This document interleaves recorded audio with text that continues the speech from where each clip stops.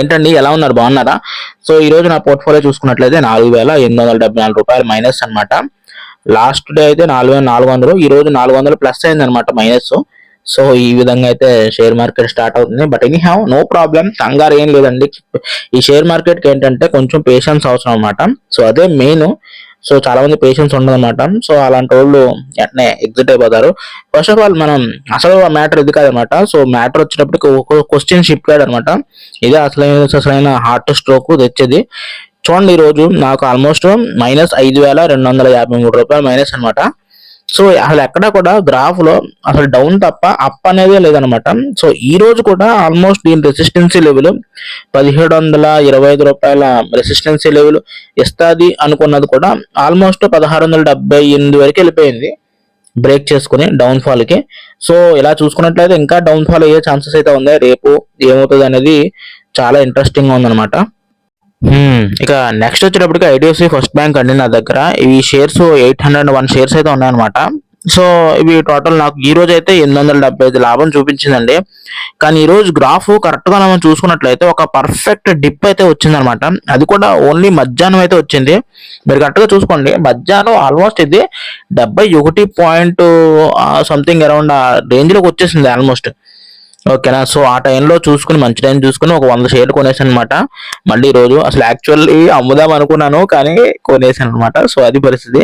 ఏంటంటే ఇప్పుడు 901 షేర్స్ అనమాట. ఈ రోజు యాడ్ అవ్వ, రేపు యాడ్ అవుతాయి అనమాట. సో ఇంకా యాక్చువల్ చూడాలి. ఇంకా యాక్చువల్ మంచి నా పాయింట్ ఆఫ్ వ్యూలో ఈ గ్రాఫ్ ని చూస్తే రేపు 75 పాయింట్ రీచ్ అవ్వాలి. ఓకేనా? నా పర్సనల్ పాయింట్ ఆఫ్ నా అనాలిసిస్ ప్రకారం అయితే. సో మా రేపు ట్రేడింగ్ సెషన్ లో ఎంతకి వెళ్తుంది అనేది రేపు చూడాలి మరి. యా, ఇక నా నెక్స్ట్ షేర్ వచ్చేటప్పటికి ఎస్బీఐ బ్యాంక్ అనమాట. సో చూసుకున్నట్లయితే నా దగ్గర ఆల్మోస్ట్ 22 షేర్లు ఉన్నాయండి. నాకు ఆల్రెడీ రూ. 64 మైనస్ అనమాట. ఈ రోజు గ్రాఫ్ చూసుకున్నా ఎక్కడ కూడా నాకు ఓన్లీ మార్నింగ్ టైం కొంచెం ఒక అప్ సైడ్ మీకు కనిపించింది, కానీ ఆఫ్టర్నూన్ నుంచి కూడా ఆల్మోస్ట్ ఎండింగ్ లాస్ట్ లో ఏదో కొద్దిగా హైప్ ఇచ్చినప్పటికీ మధ్యాహ్నం నుంచి ఈవినింగ్ వరకు కూడా డిప్ లోనే ఉందన్నమాట. యాక్చువల్లీ అంటే ఎక్కడ కూడా సేలింగ్ కి అవకాశం కూడా లేనంటట్టుగా ఉందన్నమాట. అండ్ కానీ ఎంతో కొంత కరెక్షన్ వస్తూ కొంచెం పైకి వెళ్దాన్ని ట్రై చేస్తున్నట్టుగానే ఉంది దీని గ్రాఫ్ చూసుకున్నట్లయితే. సో నా అంచనా ప్రకారం, అంటే ఇది నా అజంప్షన్ అండి చెప్తున్నాను, అంటే ఇది నా ఎక్స్పెక్టేషన్ ప్రకారం అయితే ఇది రూ. 812 రీచ్ అయ్యే ఛాన్సెస్ అయితే ఉన్నాయండి రేపొద్దున అనిపిస్తుంది. సో నా అనాలిసిస్ ప్రకారం మరి చూడాలి ఏమవుతుంది ఏంటి అనేది రేపు పొద్దున్నే తేలుతుంది. యా, సో నెక్స్ట్ ఏంటంటే ఎస్జేవిఎన్ అనమాట. నా దగ్గర ఇది యాక్చువల్ 115 షేర్లు అయితే ఉన్నాయి. సో ఆఫ్టర్నూన్ ఒక మంచి డిప్ అయితే వచ్చింది అనమాట. కరెక్ట్ గా చూసుకుంటే 12 టైం అనమాట. సో 35 షేర్లు అయితే పర్చేస్ చేశాను. సో మీరు కరెక్ట్ గా చూసుకున్నట్లయితే దీనికి రీసెంట్ గా లేటెస్ట్ అప్డేట్ ఏంటంటే 4 హైడ్రో ప్రాజెక్ట్స్ యాడ్ ఆన్ అని దీని ఆర్డర్ బుక్ అనమాట.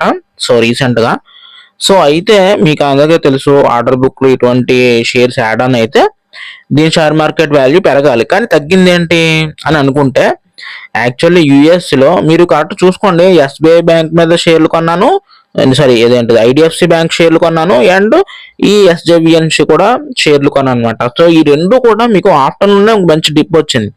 ఎందుకు వచ్చిందంటే యుఎస్ లో ట్యాక్స్ అనేది తగ్గించారనమాట, పన్ను భారం అనేది తగ్గించారు. సో పన్ను భారం తగ్గితే ఎవరికి లాభం? ప్రజలకు లాభం. నష్టం ఎవరికి? కంపెనీలకి. సో ఇప్పుడు కంపెనీస్ ఎవరైతే దీని మీద పెట్టుబడులు పెట్టారో ఈ షేర్లు కావచ్చు, ఈ కంపెనీస్ మీద కావచ్చు, సో వాళ్ళకి నష్టం రావడం వల్ల సో ఆ పర్టికులర్ టైంలో డిప్ అయితే జరిగింది, కానీ అది మళ్ళీ ప్రాఫిట్స్ లో రావడానికి కొంచెం టైం పట్టింది అనమాట. ఆ డిప్ అందువల్ల రావడం వల్ల చాలా మంది ఆ టైంలో పర్చేస్ చేశారు. ఇప్పుడు మరి చూడాలి దీనికి దీని సపోర్టింగ్ లెవెల్ అయితే ప్రజెంట్ అయితే 125 అనమాట దీని సపోర్టింగ్ లెవెల్.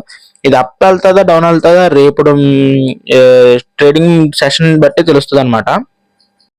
గైస్ డిస్క్లైమర్ అనమాట ఏంటంటే ఈ వీడియో ఎడ్యుకేషనల్ పర్పస్ మీద చేయడం జరిగింది అనమాట, ఎడ్యుకేషన్ పర్పస్ మీద.